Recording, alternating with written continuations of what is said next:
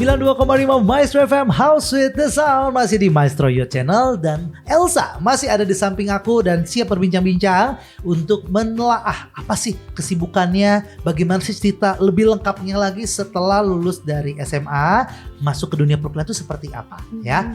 Boleh ceritakan dulu deh perkuliahan pandemi online versus perkuliahan offline. Oke, boleh. Jadi kan kalau saya itu kemarin karenanya di semester 1 sampai semester 2 kan. Jadi kalau waktu semester 1 tuh saya masih ngerasa kayak masih mirip-mirip sama SMA ya, belajarnya belum terlalu dalam gitu kan, masih basic-basic. Masih ketemu dosennya juga yang ya bisa dibilang cukup oke lah, walaupun ada yang killer 1. Betul sekali ya. Kita pasti yang bikin nilainya jelek nih. Betul. Jadi waktu itu kayak masih bisa adaptasi lah. Terus masuk ke semester 2 itu udah mulai lebih dalam kan. Nah, di situ baru benar-benar kerasa bedanya sama kuliah yang bener. Jadi waktu itu ada 2 matkul yang bisa dibilang semua anak admis tahu itu matkul susah gitu kan. Dan istilahnya 2 ini pasti banyak yang gak lulus gitu. Banyak yang gak lulus. Aku pengen tahu. Boleh. Satu itu manajemen operasi. Oke. Yang satu lagi keuangan bisnis. Oh. Jadi 2 itu emang ya setahu aku keuangan bisnis tuh mulai tuh rumus-rumus, hitungan-hitungan, betul kan? Kalau operasi tuh ya teknis-teknis lah ya, bagaimana di lapangan dan segala macam. Hitungannya juga ada, Sir. Hitungan juga ada. Iya, benar-benar operasi ya. Benar. Jadi 2 itu susah kan. Jadi dan saya kebetulan dapat 2 dosen yang sama di 2 matkul ini. Jadi satu dosen yang sama gitu. Nah, udah gitu di manajemen operasi itu kelas jam 7 kelasnya, terus yang keuangan bisnis itu jam 10. Meledak otak saya waktu itu. Satu hari yang sama. Jamnya cuma jeda 1 jam. Dan dia suka pakai full SKS. Jadi jedanya cuma 10 menit, bukan 1 jam lagi. Wow. Jadi waktu itu pusing di situ lah. Dan waktu itu fokusnya terlalu fokus ke manajemen operasi. Jadi yang manajemen operasi ini tuh aman banget nilainya. Yang keuangan bisnis tuh dibilang sebenarnya masih lulus, tapi saya kurang puas sama hasil nilainya, intinya gitu. Iya. Nah udah gitu gak lama setelah kuliah selesai saya sakit karena 2 matkul itu. Saya dapat sempat masuk IGD juga karena dehidrasi. Cuma 10 menit jedanya. Itulah. Oke. Ini alasannya kenapa kamu bilang masuk IGD tuh ini? Itu salah satunya. Sebenarnya. Itu di semester berapa? Semester 2 menuju semester 3. Semester 2 menuju semester 3. Padahal kalau kita bilang semester 3, 4 lebih berat lagi ya? Iya, tapi anehnya saya lebih tentram di situ. Oke. Nah, ini mungkin juga bisa kita pelajari karena apa? 2, 3 ini memberikan pelajaran yang sangat berharga buat kamu. Jadi kamu udah menyadari, oke, ini bukan SMA lagi, ini udah kuliah. Betul. Levelnya memang udah naik nih. Kamu mempersiapkan diri kamu pas semester 3, 4 mungkin juga sesulit itu. Tapi kamu udah mentalnya udah siap. Mungkin kesana kali ya. Iya, betul. Pas di IGD itu ada hasil perenungan apa yang bisa kamu dapat? Saya lebih harus take care sama diri sendiri, sadar kayak sebenarnya itu kan kayak minum itu simple banget kan, tapi masa bisa selupa itu sampai dehidrasi, masuk rumah sakit, masuk ke GD gitu kan. Jadi kayak yang lebih teratur aja sih, belajar lebih teratur dari segi makan, dari segi minum, kayak simple sebenarnya tapi sering kelupaan gitu. Jadi apalagi mahasiswa gitu kan, begadang lah segala macam gitu. Jadi lebih aware sama badan sendiri sih. Betul. Gitu. Mengejar nilai itu baik. Betul. Tapi jangan sampai merusak tubuh kita ya. Kalau aku jadi ingat quotes dari salah satu guru yang ada di sekolah kita, jangan terus mengejar nilai, tapi jadikan dirimu bernilai. Benar. Iya, saya masih ingat itu. Coba. Tapi saya lupa. Wah, kacau nih gurunya kalau denger. Masa bisa lupa? Udah 4 tahun, Sir. Legend itu guru legend itu loh ya. 4 tahun, Sir, agaknya. Aduh. Jadi udah lupa lah ya. Tapi dengan cerita kayak tadi harus masuk IGD, nilainya aman gak nih? Elsa kan yang cukup sukses. Karena aku punya banyak temen. Di sekolahnya tuh bagus banget. Selalu masuk 5 besar. Pas masuk kuliah, lingkungan mungkin salah. Pertemanan jadi salah. Atau mungkin jadi habitnya jadi berubah. Drastis. Bisa sampai IPK-nya di bawah 2 dan lain-lain. Seorang Elsa, IPK-nya berapa? Gak usah disebutin lengkapnya ya. Paling kayak 3,8. 3,8. Nan. Malu-malu. Betul. Ya. IPK 4 ya. Lengkapnya itu 4. Gak ada yang 80, 90 gak ada ya. Jadi dari 4, 3,8 not bad lah ya. Masih cum laude kalau lulus saat ini ya. Dan ini terus dipertahankan karena seorang Elsa juga ternyata mengejar beasiswa. Betul. Wah, ini beasiswa yang diberikan seperti apa sih? Karena ya aku tahu dia tuh masuk satu kampus yang sangat jarang sekali beasiswanya. Nilai kita bagus pun kadang-kadang gak dapat beasiswa. Ternyata ada programnya. Ada. Nah, gimana nih programnya? Jadi programnya itu kita bisa ngajuin kalau misalnya kita berprestasi secara akademik. Kalau misalnya IPK di atas 3,5 itu kita bisa ngajuin untuk pembebasan biaya SKS. Intinya gitu. Terus ya udah kan dicoba juga dan akhirnya dapat juga. Jadi saya dari semester 1 nggak pernah bayar SKS. Mantap. Tapi dengan syarat mempertahankan di atas 3,5.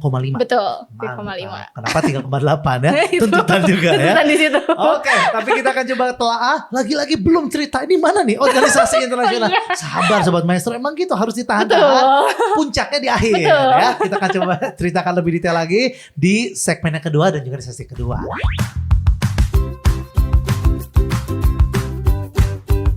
Oke, yuk kita ngobrol lagi bersama dengan Elsa di segmen yang terakhir dan juga sesi yang terakhir. Sesuai dengan janji aku, apa sih organisasi internasional yang diadakan dan diikutkan oleh juga Elsa? Yuk ceritakan lebih detailnya saat ini juga Elsa. Oke, jadi organisasi ini tuh aku ikut sebenarnya dia bukanya tuh di 2022 akhir, tapi masa kepengurusannya mulai di 2023 gitu. Jadi aku mulai dari 2023, nama organisasinya itu AIESEC gitu. Jadi itu skala internasional sebenarnya, tapi kayak ada cabangnya lagi, itu skala tiap negara tuh kadang ada gitu. Jadi beberapa negara ada, terus nanti beberapa negara juga punya cabangnya lagi. Jadi cabangnya itu either scope-nya kampus atau universitas, ada yang juga city, dan aku itu kebetulan di Bandung kan, jadi city based gitu. Oke, dan major utama dari si organisasi ini adalah fokus kepada leadership. Jadi kita itu fokusnya ke pengembangan istilahnya mahasiswa yang masih maba dan juga sampai tingkat akhir sih. Jadi mahasiswa lah skopnya.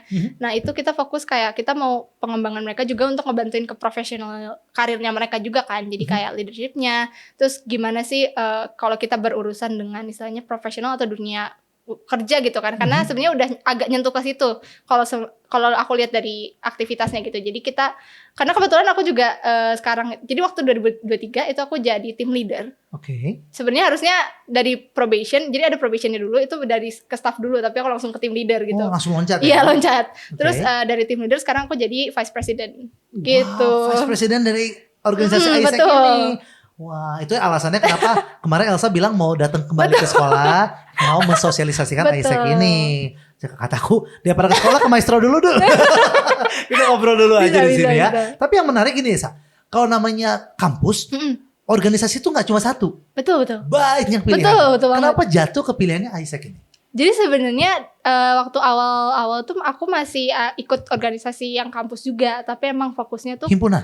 bukan. Apa? UKM. UKM. Tapi UKM-nya emang karena aku kan waktu dulu masih seneng banget dance nih. Jadi traditional dance aku ikutnya waktu itu.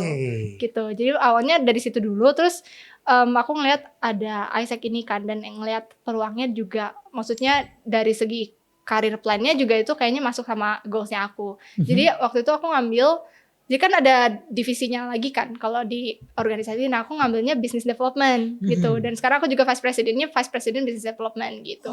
Jadi ya nyambungin sama jurusan juga gitu. Tadi ya, betul. Fokus sama manusianya, sama bisnisnya. Itu adalah yang tadi, betul. Business development tadi Betul. ya. Oke, jadi akhirnya kamu menggabungkan itu semua, akhirnya kamu mendalami ini semua. Pertanyaannya, AIESEC ini bisa diikuti oleh semua mahasiswa atau seperti apa sih? Apakah per kampus akan punya bagian masing-masing atau seperti apa? Jadi kalau misalnya yang di kampusnya ada organisasi AIESEC-nya, itu harus ikutnya yang di kampus. Kalau misalnya di kampusnya nggak ada, baru ikut yang city. Oh, gitu. Kamu pernah udah mencakup city-nya ya? Udah. Wow, jadi saya bilang gak cuma yang di kampus kamu aja ya, kamu mengincar untuk semua yang ada di kota yang ada di Bandung, betul. Wow. Kamu bilang juga ada jenjang karirnya tadi ya?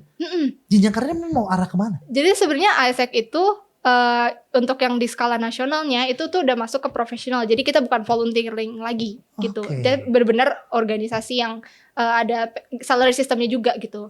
Iya, jadi kalau yang city base atau yang universitas itu baru volunteer. Sebenarnya itu bisa masuk ke situ juga, cuman kayak karena emang karir plan saya kan di ranah bisnis juga. Jadi saya ngeliat kayak business development ini ya searah sama jalan karir saya juga. Jadi buat istilahnya saya nyiapin portofolio dulu lah gitu.